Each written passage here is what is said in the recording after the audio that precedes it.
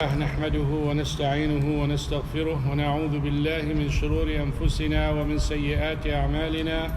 من يهده الله فلا مضل له ومن يضلل فلا هادي له، وأشهد أن لا إله إلا الله وحده لا شريك له، وأشهد أن محمدا عبده ورسوله. ثم أما بعد، أعظم إنجاز يحققه الإنسان هو أن يحقق حب الله سبحانه وتعالى له.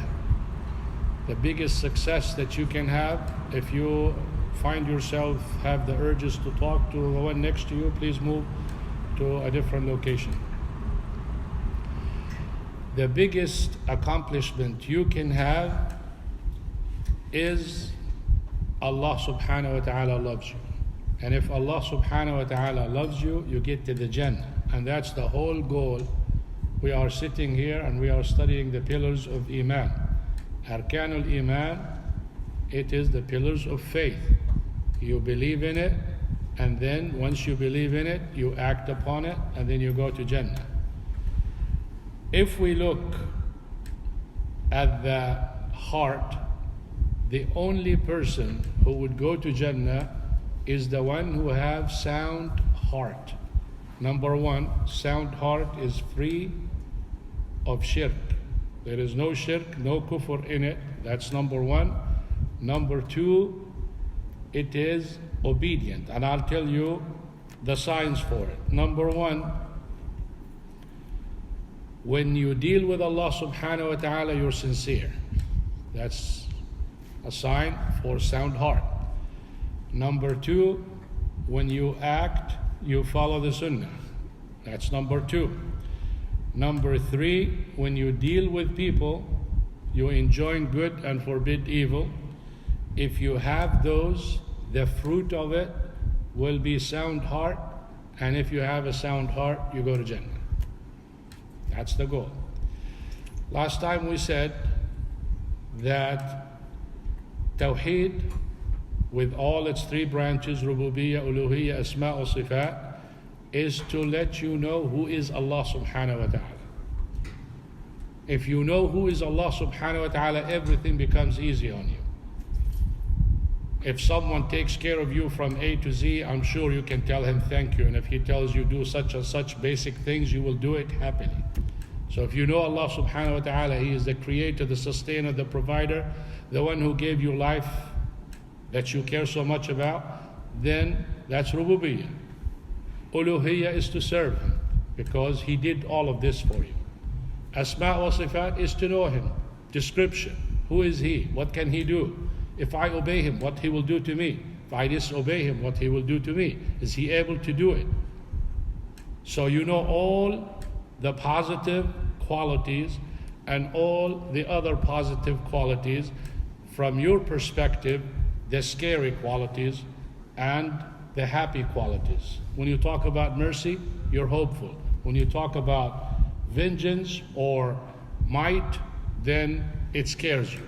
And to have someone who is perfect, he has to have those two sides. You cannot have someone merciful all the way and no punishment, no accountability. That's not a perfect man. Because people, that's you and me, will never straighten up without punishment. That's the way it is. Very, very few might, and it's because they have tried and did not like it.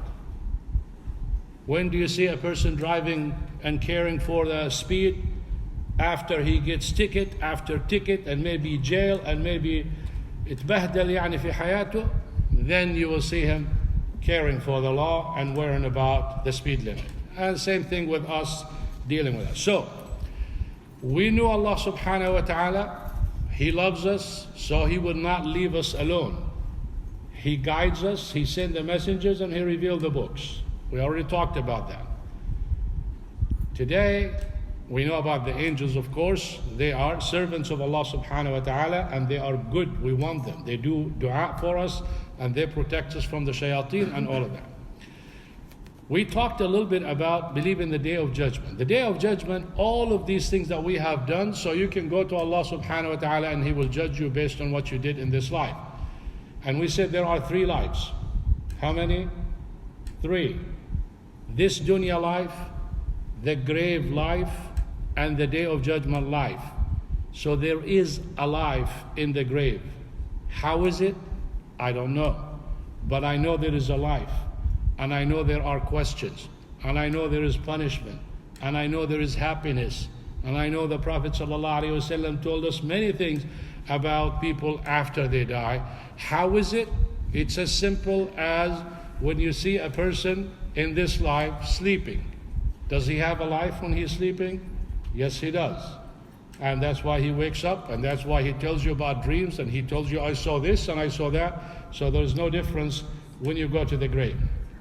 So there are punishments in the grave. Is it Day of Judgment punishment? No, it's not.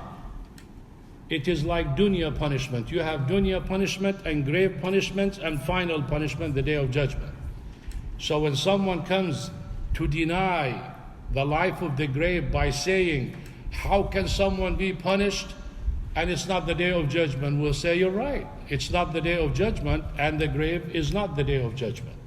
The Day of Judgment, when Angel Israfil takes the horn and blow in it, the dead people become alive, or they're already dead the first time. Living people will die, and the second blow, the dead people and the living people who died will all be resurrected, and Allah subhanahu wa ta'ala gathers them in a land that is plain. See this carpet?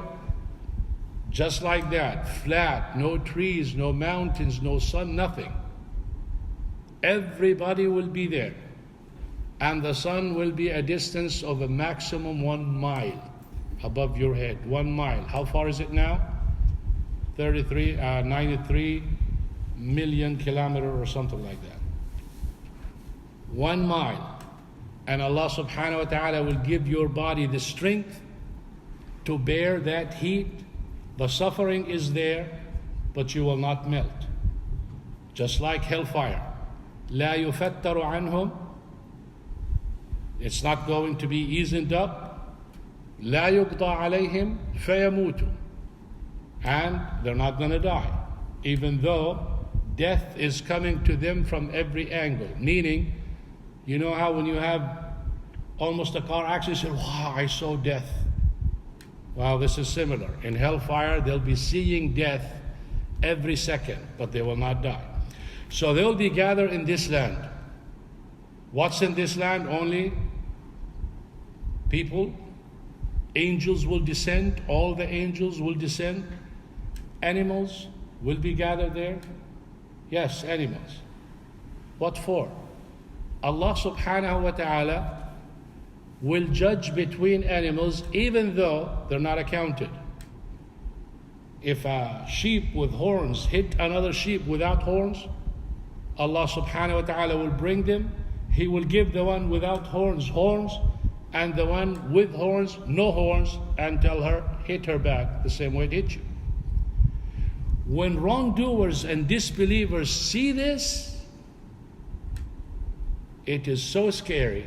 Because what happens after that?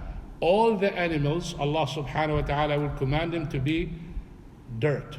And they will all become dirt.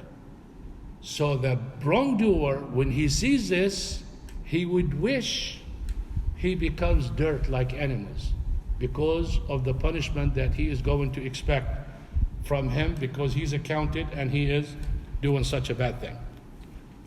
So 3 lives. This life, the life in the grave, and the life in the Day of Judgment. The second blow in the trumpet, everyone will be resurrected. The surah that I recited, Surah Al-Qiyamah, أَيَحْسَبُ الْإِنسَانُ أَلَّن نَجْمَعَ عِظَامَهُ. Does a human being, you and me, think that we are not going to be able to bring him back to life?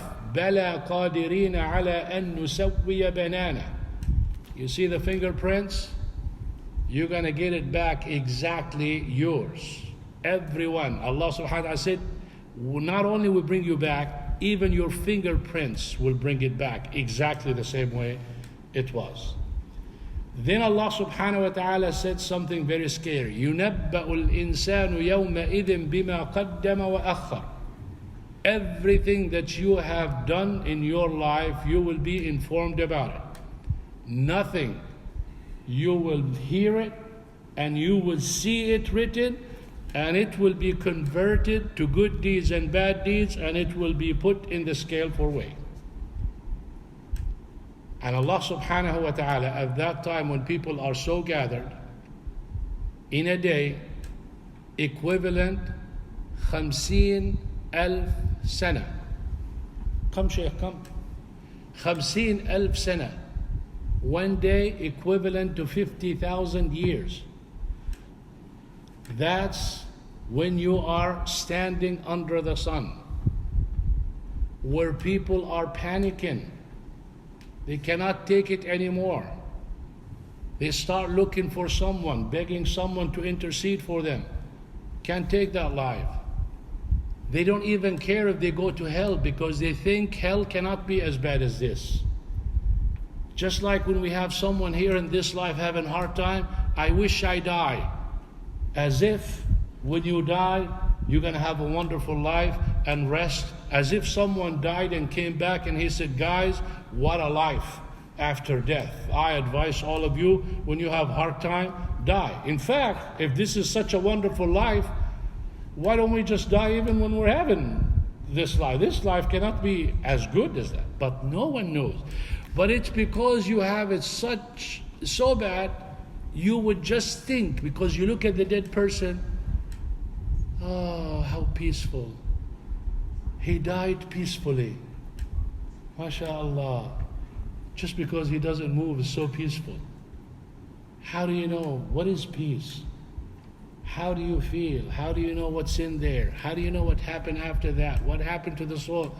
Nothing. So we just have conjecture about things, and we conclude on things we see. And Allah subhanahu wa ta'ala told us it's not like that.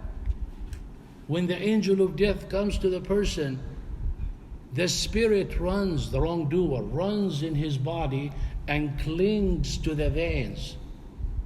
The veins, that vein, when someone touches it, you go crazy.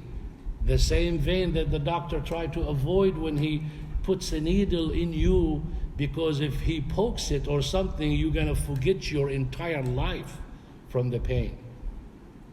It will cling to all the veins in your body, and the angel of death will rip it. It's not like, you know how you pull something, you release it from here, just pull easy, don't do. No, and all of your veins would come with it.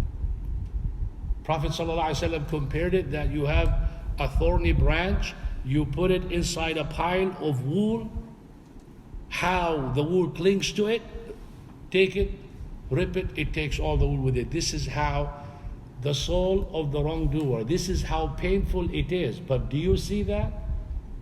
You don't. It looks like, oh, he just went like that and died. Just like you see someone dreaming the worst dream, and you look at him and he's just nothing happening, and then he wakes up, oh my God, I had such a dream and everything. But you were there. You don't hear anything. You don't see anything. You don't think he had anything. So we cannot see, but it is there.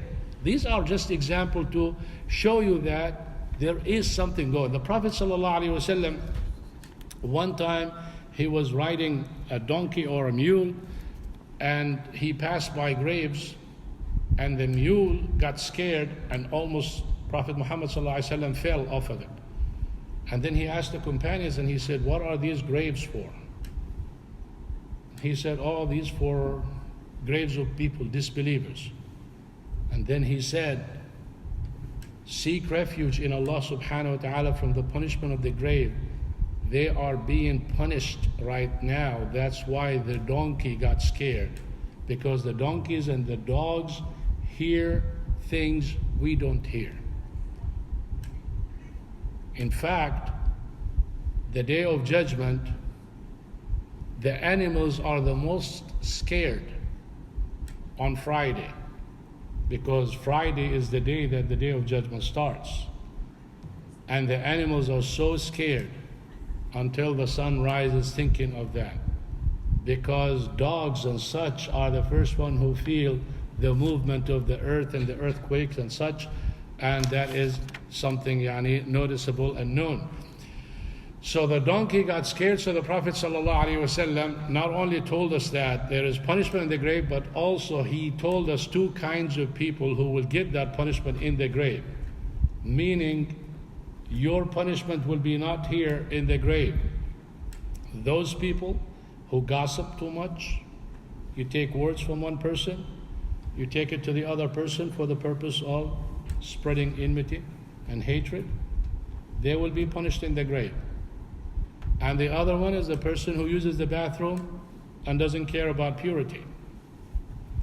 Go to the bathroom, splash yourself, get yourself filthy, no plans for wudu, no plans for the salah, you don't care about the purity of your clothes, your pants are dragging on the ground and you look like, mashallah, wonderful. They sucked at the dirt in the bathroom, so wet, and then you come and you say Allahu Akbar. And we know that your prayer is not accepted unless your clothes are pure, your body is pure, and the place where you pray is pure. So not only you're wasting your life praying for no acceptance, but at the same time you will get punished in the grave. I think the most difficult thing probably in worship is purity. Especially if you wear a thobe like me or hijab like the girls, and having to go in different places, different bathrooms, especially even in Hajj or Umrah and such, it was the most difficult to keep it pure. And if you care about the purity, that means you care about the salah. And if you care about the salah, then you're a good person. And just to mention one thing, the Day of Judgment, when the sun comes so close and people can't bear it, I'm going to jump a little bit here and say this because I want to relate it to what happened in the salah. People will go to intercession, looking for intercession. Who can we go? Who can we check with? Prophet Adam alayhi salam. He's our father. He's the first one on earth. He's the one that Allah subhanahu wa ta'ala said, kun fayakun. Prophet Adam, you are so close to Allah subhanahu wa ta'ala, please intercede, because I'm not for it. Not me. Go to Prophet Nuh alayhi salam. They go to Prophet Nuh alayhi salam. Oh, Prophet Nuh, Allah subhanahu wa ta'ala loves you. Allah subhanahu wa ta'ala destroy all the people because of you. Allah subhanahu wa ta'ala accepted your dua. Please make dua for us. That Allah subhanahu wa ta'ala starts the Day of Judgment. I'm not for it. Go to Prophet Ibrahim. They go to Prophet Ibrahim alayhi salam. He says, I'm not for it. Go to Prophet Isa alayhi salam. They go to Prophet Isa alayhi salam. He says, I'm not for it. Go to Prophet Muhammad sallallahu alayhi wasallam. Prophet Muhammad sallallahu alayhi wasallam said, I am for it. Then he bows by the throne of Allah subhanahu wa ta'ala and he start praising and glorifying Allah subhanahu wa ta'ala with glorification and praising that he never done before. It's like Allah subhanahu wa ta'ala inspired him with some beautiful words praising Allah subhanahu wa ta'ala, and he kept doing that until Allah subhanahu wa ta'ala told him, Ya Muhammad, irfa' ra'sak wasal tu'ta. O Muhammad, lift your head, ask, you'll be granted. Then he says, Oh Allah, start the Day of Judgment. Then the accountability of the Day of Judgment starts. Now, why did I say that? Because here when we prayed, I finished the prayer, I looked behind me, I saw a few people went Allahu Akbar for the Sunnah. The rest went to their iPhones, went to talk, went to drink, went to play, as if Sunnah is not part of life. And the Day of Judgment, Prophet Muhammad ﷺ is the only one to intercede. And this is the major intercession. And there is a special intercession for the people who follow his Sunnah. Even if they are in hell, he will intercede and Allah subhanahu wa ta'ala will tell him, go look for them and bring them out of the hellfire. Even if you are going to Jannah, Allah subhanahu wa ta'ala, the Prophet sallallahu alayhi wa sallam, he makes it intercession. Allah subhanahu wa ta'ala will tell him, this person is going to be in such level, put him in Firdaus because of the intercession. So even you could be destined to go to hellfire with the intercession of the Prophet sallallahu alayhi wa sallam. You don't even go to hellfire. So the intercession of the Prophet ﷺ could save you altogether from going to hellfire even though you're due for it, or brings you out of the hellfire when you are due for longer, or you go to higher places in Jannah when you are in lower place in Jannah. That is the Prophet ﷺ, that when it comes to doing the sunnah, we all cease to even think about doing it. Even though I told you this is the insurance for your fard. If you don't care about the sunnah, your fard is going to be harmed for sure. Prophet Muhammad sallallahu alaihi wasallam also have a pool. This pool before you get to the sirat. What is that pool? Water. Sweeter than honey. So white. Smells like the best smell you can ever see. So many glasses or vases that you drink from it. Only the followers of the Sunnah of Prophet Muhammad sallallahu alaihi wasallam will be allowed to drink. Imagine when the sun this close. Imagine when you are in your sweat. You keep sweating until you soak the ground all the way to the bottom, and the ground will not take any more. It start rising, the sweat start rising, it will not exceed near you, just in your spot, as if you are sitting in a glass, and it rises. Depending on your sins, it can go up to your ankle, it can go up to your hip, it can go up to your shoulder, it will come up to here, almost you'll be like panting for air. And you stay in that situation 50,000 years before the intercession of Prophet Muhammad sallallahu alaihi wasallam.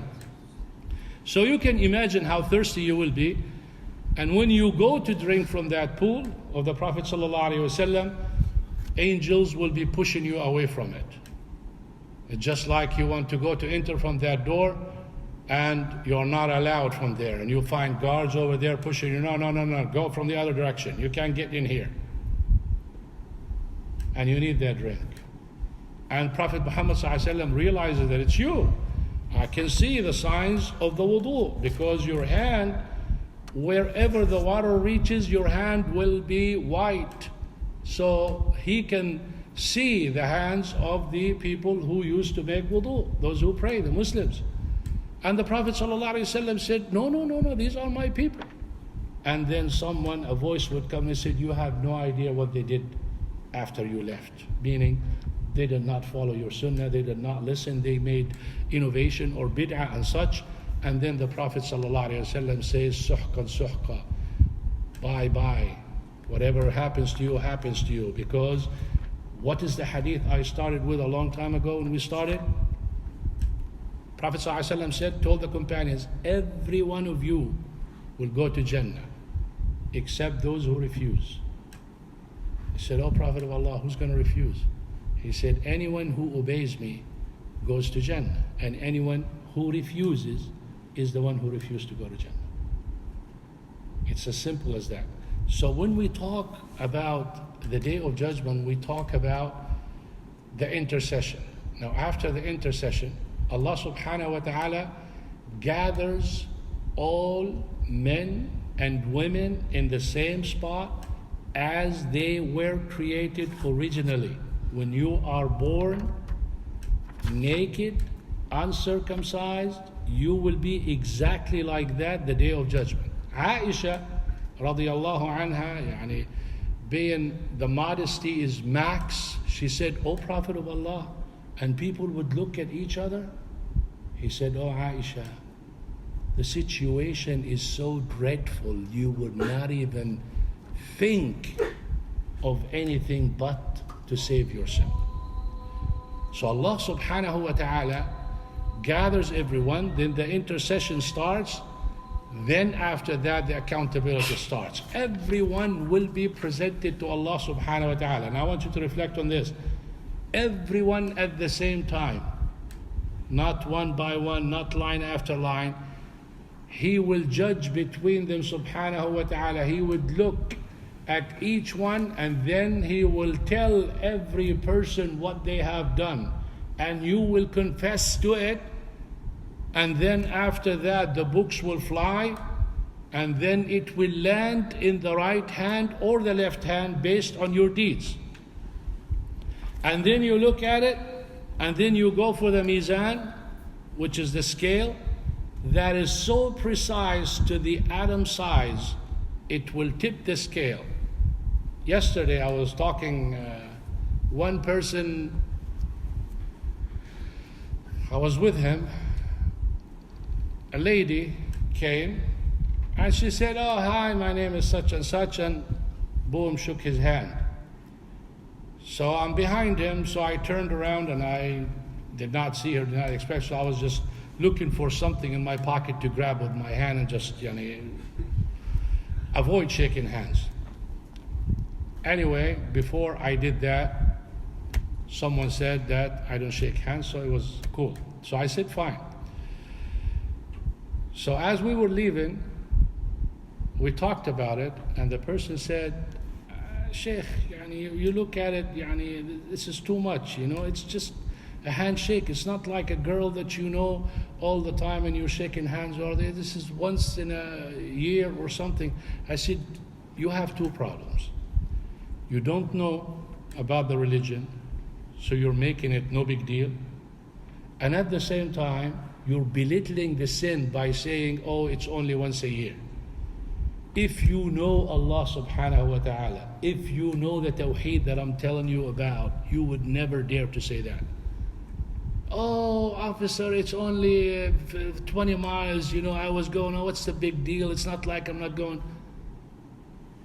And I don't know how people think. Then when I said the day of judgment and Adam's side, and he was like exaggerating, I said, Sheikh, you're telling me that if I shake hands I'm going to go to hell? And I said, yes, and I swear to Allah subhanahu wa ta'ala, yes, you go to hell. Now how I meant it with weighing in the scales. Let's have an assumption. I said, do you believe that one deed can make a difference? He said, yes. You don't think that sin can make a difference and put you in hell if everything is equal? I said, yes. He said, never thought of it this way. Yeah, you never thought about it this way, because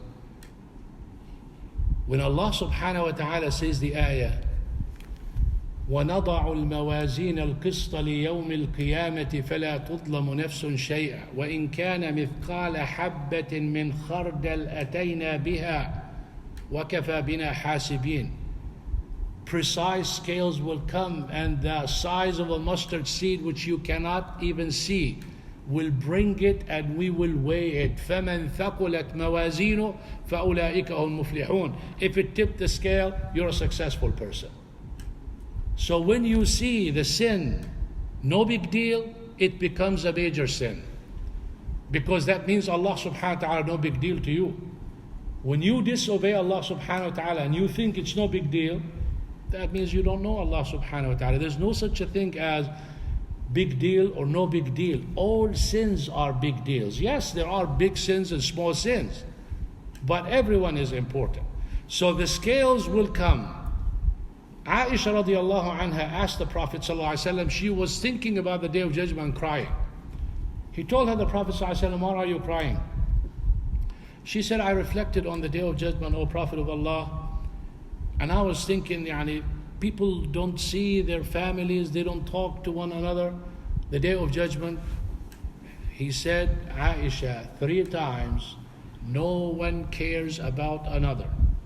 Number 1, when the books fly and you have no idea. Books, just picture books flying in the air, and your book is going to look for you and fall in your hand.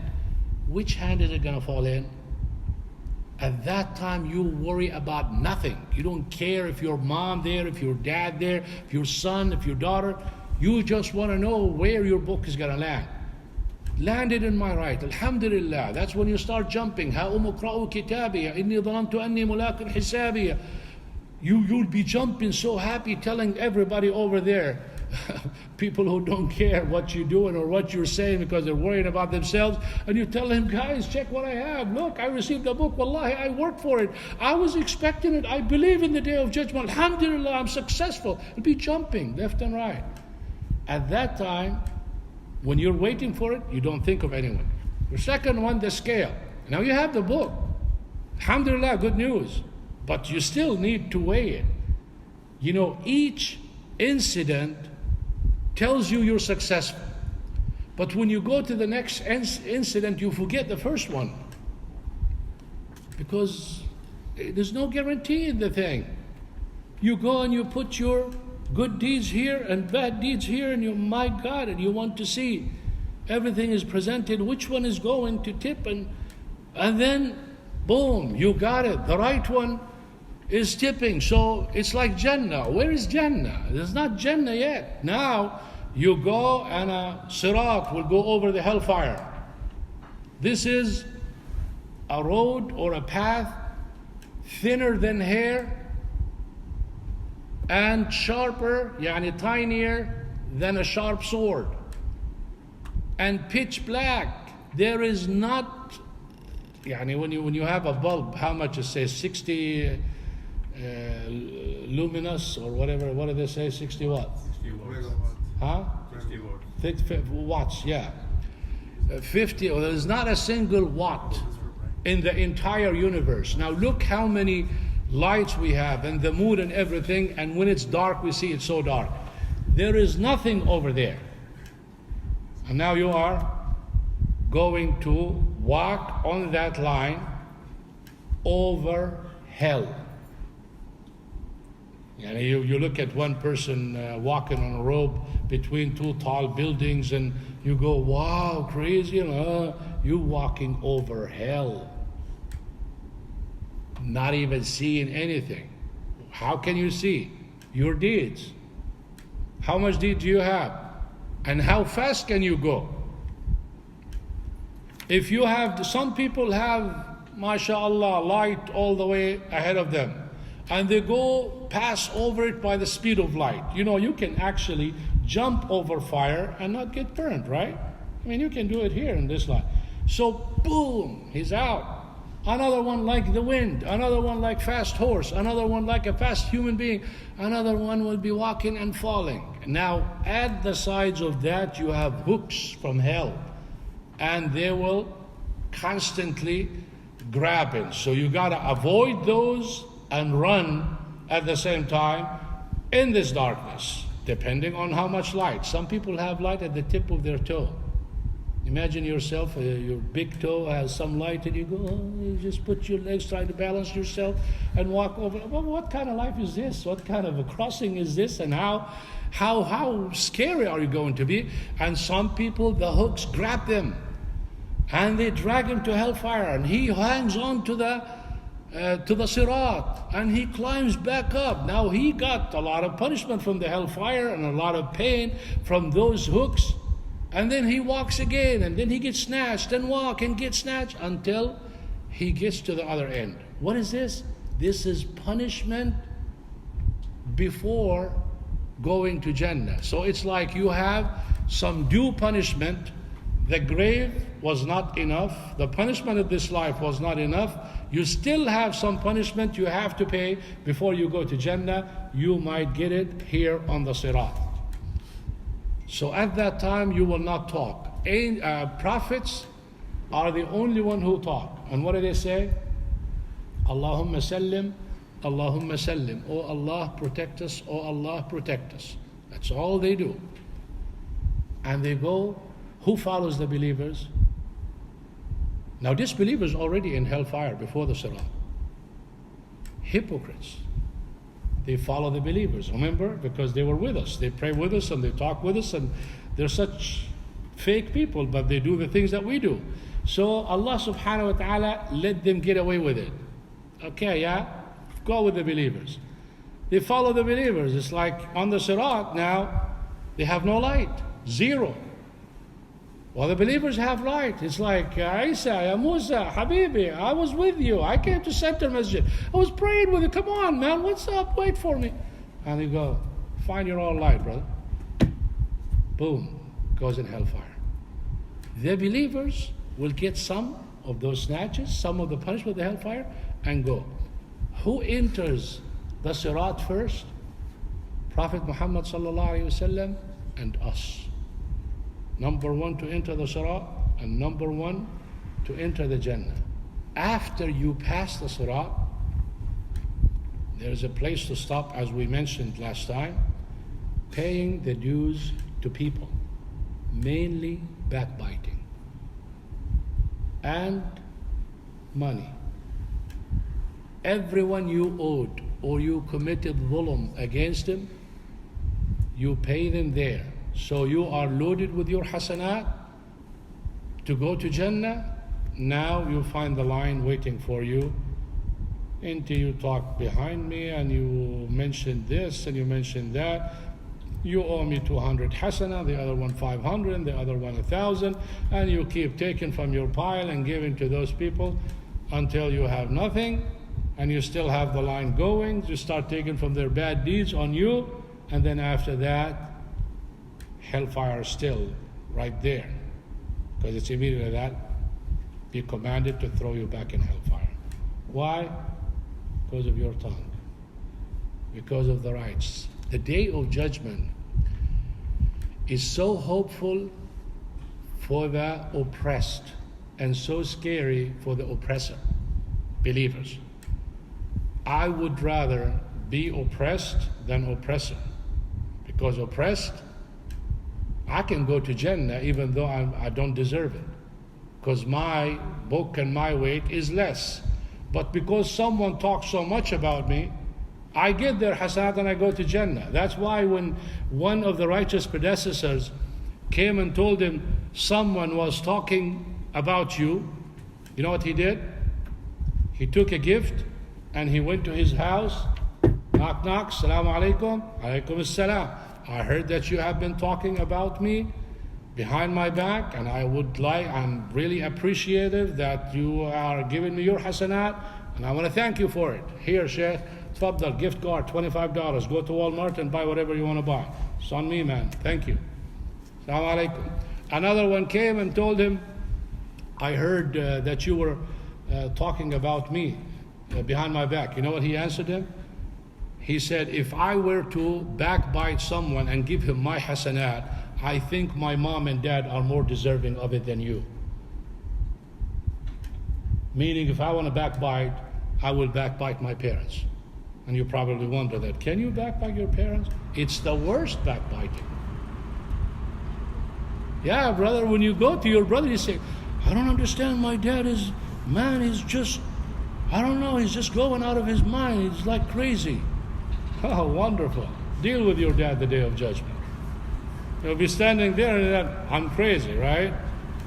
Give Habibi son, warjina li craziness. The worst backbiting is against your mom and dad, or between husband and wife, or between kids themselves, brothers and sisters and relatives and all of that, because these people have more rights upon you to take care of them, not to backbite them and talk behind their back. So a lot of people think that, oh, you know, I'm only talking about my mom and dad. You're supposed to not even breathe in the front of your mom and dad. So the day of judgment is hopeful for the oppressor. Because if I rip him off now and he cannot get anything from me, you know what he will say? Someday you're going to pay for it, brother. The day of judgment, I'll see you there, the day of judgment. And he says it with confidence and optimism, because there will be, and he will take it. And when he tells me that, I get so scared, and I was going, oh man, yeah, I believe in Allah subhanahu wa ta'ala is right, you know. So I'll try to work something out to take care of it before the day of judgment. So when we talk about believing in the day of judgment, and when you go to Jannah, this is huge accomplishment that Allah subhanahu wa ta'ala blesses you with. Dealing with the Day of Judgment and understanding the Day of Judgment, Hajj is a wonderful experience to the Day of Judgment. Hajj makes you realize how the gathering all and everyone in one spot. Hajj, that's why those people who go to Hajj, they lose their Hajj. No patience, they get so angry. People are pushing and shoving and you're choking, you're panting for air and people smell, and this is nothing compared to the Day of Judgment. Here in Hajj you are worried about the smell. I don't think you'll be worried about anything except the sun. But good news for those people who are for 50,000 years. Good news is the majority of you, because you are young and you are, mashallah, raised in the masajid and raised on doing good and staying away from evil. Prophet Muhammad ﷺ said, those people will be saved from that heat. They will be in the shade of Allah subhanahu wa ta'ala. This is what we aspire for, and this is what you should aspire for, is people are sitting there, bothered, and you are kicking in the breeze, waiting to go to Jannah. It's an obvious sign that Allah subhanahu wa ta'ala selected you. So make sure the people of the masajid will be in the shade. The people who are raised righteously and continue from young age will be in the shade of Allah subhanahu wa ta'ala. People who are just will be in the shade of Allah subhanahu wa ta'ala. People who become friends to one another based on obedience. It's like, hello, yeah, what are you doing?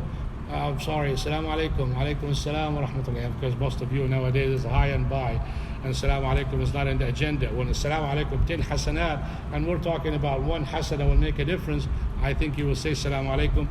What are you doing? Yes, I'm going to Pilares today. You want to go? I'll come and pick you up. How about if I do that? Now they're not thinking about it, but you come and you say, yeah, inshallah. And I'm thinking about study, I'm thinking about God. Come on, it's only 45 minutes, 1 hour. You pray Maghrib and you pray Isha, and it's a change. Come on, let's go. I'll be over in 5 minutes. Don't even give the person a chance to answer you. Now those people come for that, and they start going, okay, inshallah, yallah, khalasna min Pilares, where are you going? Assalamu alaikum, inshallah, I see you at Fajr prayer. Where are you going to pray? Inshallah, we'll go check it out in the center. Okay, inshallah. So they meet on obedience and break on promising another obedience. They will be in the shade of Allah subhanahu wa ta'ala the Day of Judgment. So strive for that. Be from the people of Sunnah, and be from the people who enjoin good and forbid evil, and be from the people who obedient to their parents. It doesn't matter what they do. Life is short. You're gonna die. You're gonna die. Wallahi, you're gonna die. And you look at yourself and you go, I'm only 20. Wallah, angel of death doesn't check IDs when he comes. He goes with the command, go pick him up, go pick him up. When he was sitting, visiting Prophet Sulaiman alayhi salam, angel of death sitting there like a human being. And Prophet Sulaiman alayhi salam talking with him, and there was some guy sitting there. An angel of death keeps looking at him like this. And that man got so frightened and he didn't feel comfortable. He left. Where did he go? To India, your homeland, brother. So he went there. So Prophet Sulaiman alayhi salam told him, why you keep staring at him? You're scaring him. He said, I just received the command. I'm going to take his soul in India. So he went to wait for him. He's running from him, going to wait for him where he's supposed to die. وَلَا تَدْرِي نَفْسٌ بِأَيِّ أَرْضٍ تَمُوتُ. You have no idea where you're going to die. قُلْ إِنَّ الْمَوْتَ الَّذِي تَفِرُّونَ مِنْ فَإِنَّهُ مُلَاقِيكُمْ. You run from death. It's like he's behind you. You'll find him in front of you. That's what Allah subhanahu wa ta'ala said. Your sustenance chases you, and death facing you. You run from death, and your sustenance catches up with you before death catches you. Give you an example. Lottery is haram, right? Let's say it's halal. Just for the sake of argument. Well, no, it's not halal. Regardless of halal or haram, someone deals with lottery.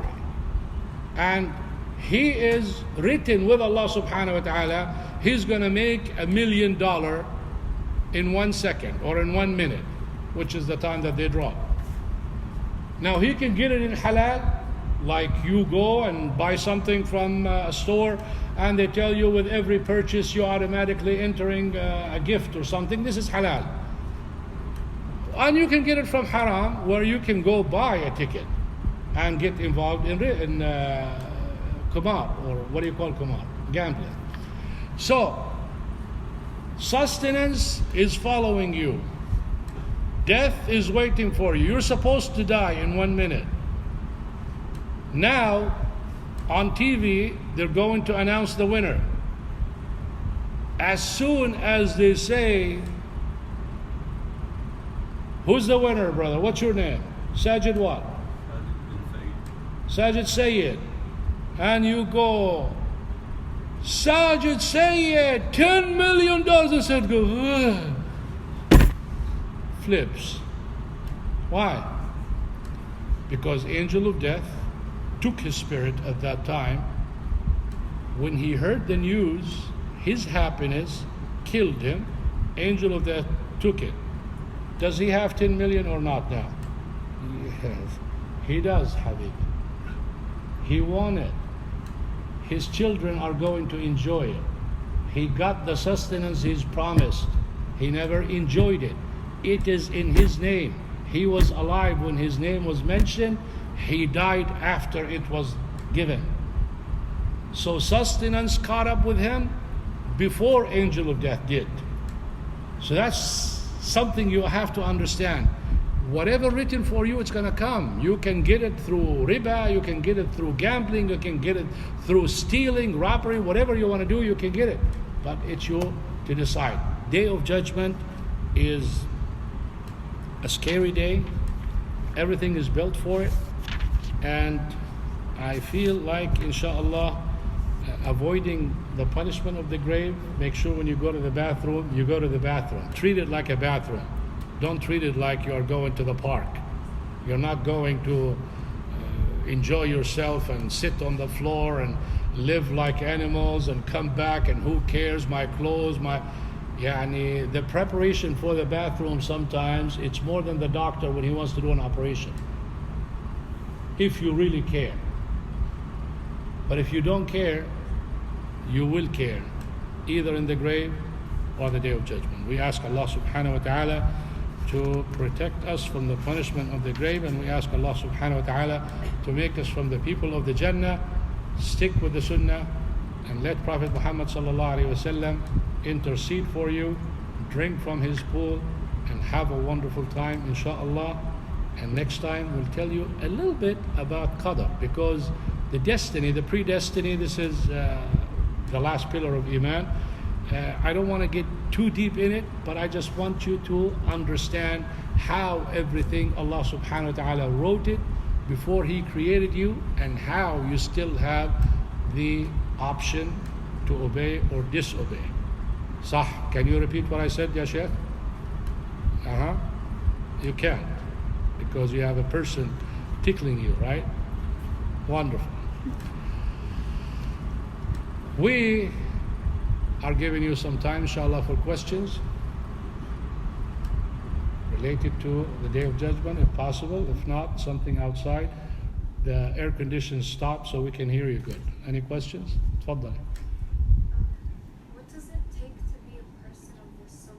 Like, does that mean praying all the Sunnah prayers every day, or doing as much as you can like him? Sunnah prayer, 10 or 12 rak'ah per day. Let's count it. Fajr 2 before, Dhuhr 2 or 4 before and 2 after, Asr none, Maghrib 2 after, Isha 2 after.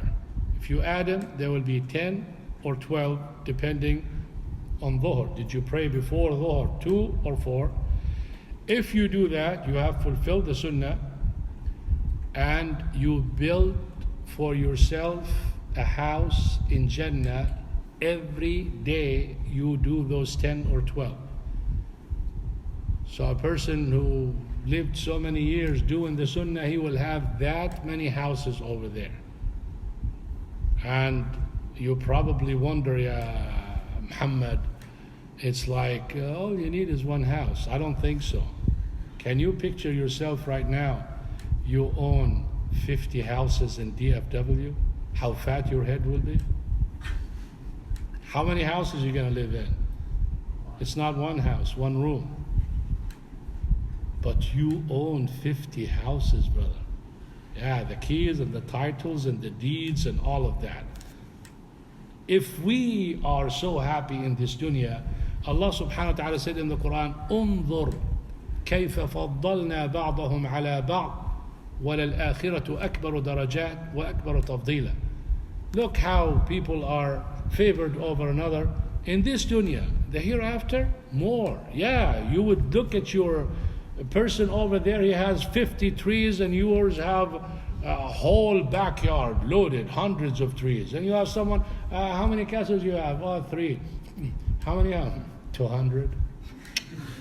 Now you can shrug your shoulder and walk away because nobody can be teased over there. You know, no envy. Everyone is happy and everyone is enjoying himself. But when you see those who don't have what you have, it makes a difference. So if you pray 10 or 12, you fulfill the sunnah in the salah. And this is security, as I said. If you pray the sunnah, impossible to miss the fard. If you miss the sunnah, high possibility you will miss the fard. No one prays the sunnah and ignores or misses the fard. Yani you're not going to go, you pray 2 rak'ah sunnah or 4 before dhuhr and then after that you miss dhuhr. Oh brother, have you ever heard someone come, Sheikh, I prayed the sunnah but I forgot to pray the fard. What's the... No one would do that because it's silly. So it's insurance. Shaitan will work on your sunnah, not on your fard if you pray sunnah. But if you don't, then he's working on your fard. You're going to miss it, you're going to delay it, you're going to do something. And imagine Wind Valley in hellfire waiting for the person who delays the prayer from its time. وَيْلٌ لِلْمُصَلِّينَ الَّذِينَ هُمْ عَنْ صَلَاتِهِمْ سَاهُونَ. Sunnah is everything. Next. شوف الشيء هذا هلا بقى تفضل. You said that there's people who are shaded on the Day of Judgment, and I know that there's 13 people, like groups of people, right? How many? How many groups of people are there that are shaded under the Day of Judgment? How many groups? I have no idea. Where did you get? Like you said that there's the people who are raised in the masajid or have a connection to the masajid. Oh. Well, the hadith mentions 7. But there are actually more than that. It's not limited to that. إمام عادل, رجل نشأ في طاعة الله, رجلين تحابا في الله اجتمع عليه وافترقا عليه, رجل دعته امرأة ذات منصب وجمال فقال إني أخاف الله. Who can remind me? How many we have? 5? يلا يا شباب, you don't know that? رجل تصدق بصدقة فأخفاها حتى لا تعلم شماله ما أنفقت يمينه. So, just ruler, person who is, ورجل قلبه معلق بالمساجد, and a person whose heart is attached to the masjid. It's like, I prayed dhuhr, can't wait till Asr comes. Raise your hand if you're one of those. Good job, mashallah. That is the second. Third one, a person who is raised in the obedience.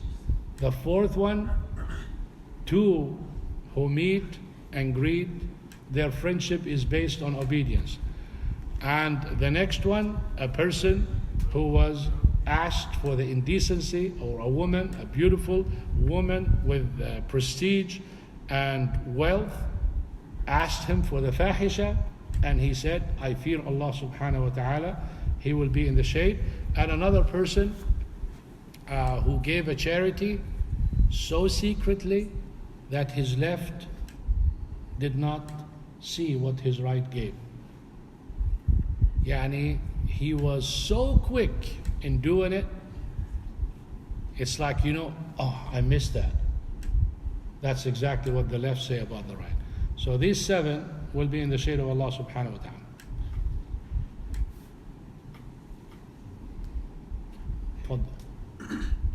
So at my school, they have like Jummah prayer, but in a basketball court.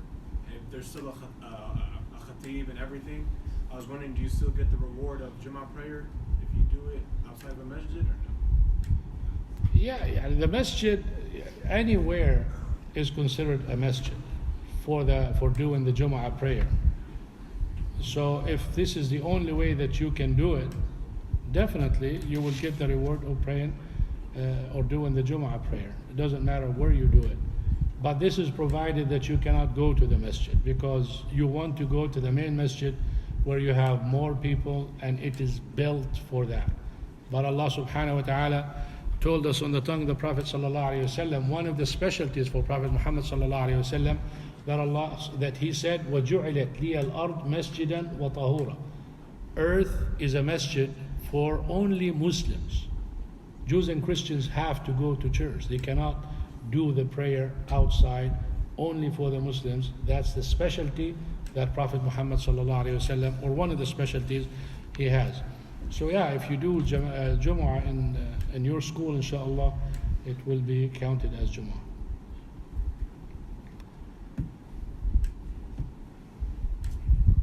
تفضل. Actually, I have a question.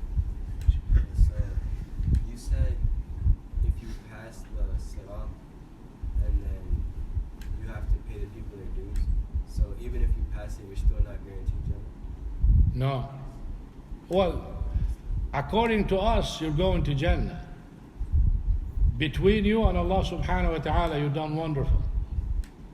Because you paid whatever you need to pay from Allah subhanahu wa ta'ala. Now you deal with the people.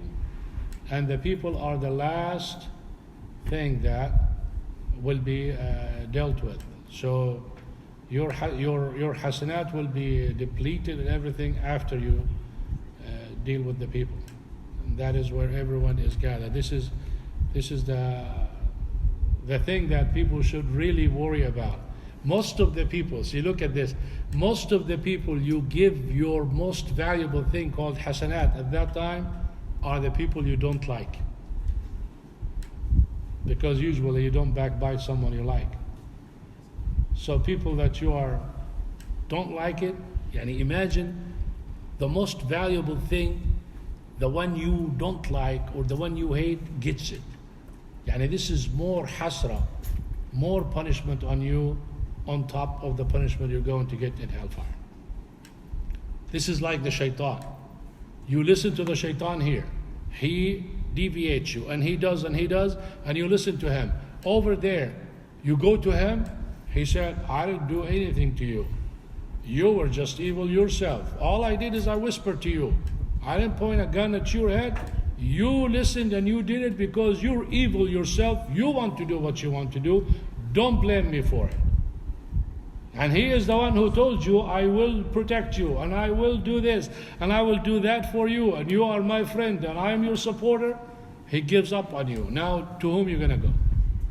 So sadness after sadness for people who are not attached with Allah subhanahu wa ta'ala, and people who don't think about their tongue, rather, yani mainly your tongue. Watch out. That's why the Prophet sallallahu alaihi wasallam told us, if you believe in Allah subhanahu wa ta'ala and the day of judgment, then don't say anything, be quiet, unless you have something good to say. And definitely backbiting is not good to say. So this is a scary one. تفضل يا شيخ. You have one? Yes. تفضل. Okay. So you know how you said there are going to be people in the shade and then people like next to the sun?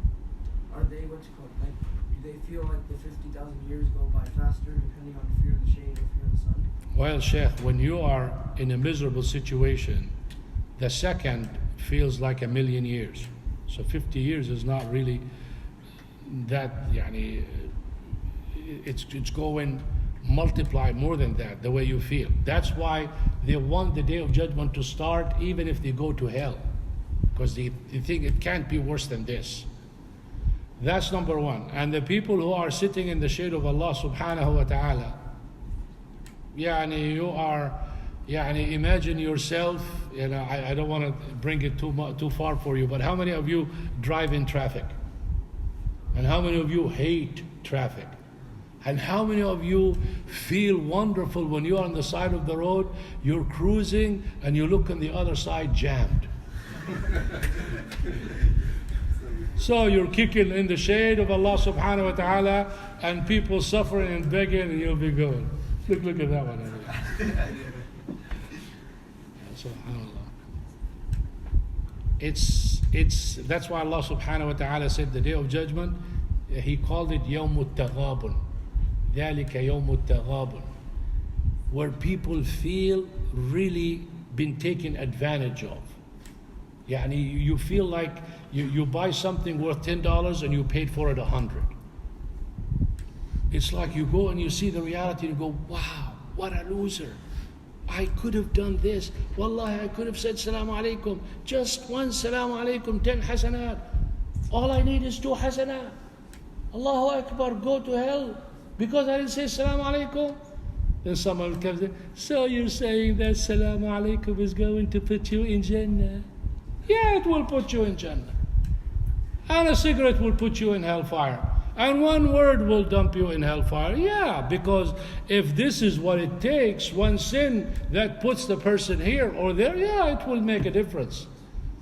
But you need to understand the picture complete. It's not like I look at the person, for one sin he's going to hell. I'm not judging final. I'm telling you, if worse comes to worse and all you need is 1 hasana, it will make a difference at that time. I don't belittle anything. In fact, the Prophet ﷺ said, لا تحقرن من المعروف شيئا ولو أن تلقى أخاك بوجه طلق. Don't belittle anything, even if just a smile. You crack your mouth,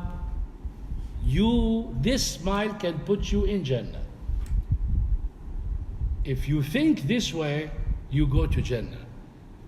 If you don't really believe it, you're not a person who wants to go to Jannah. And the same thing with the sin. If you don't think every little sin is bad, then more than likely you're going to go to hell. Because you're belittling the sin, that means you're not going to care. You're going to have so many little sins. And one little over one little, put a pebble over another, you build a house. And the same way with them. طيب سبحانك اللهم وبحمدك أشهد أن لا إله إلا أنت أستغفرك وأتوب إليك.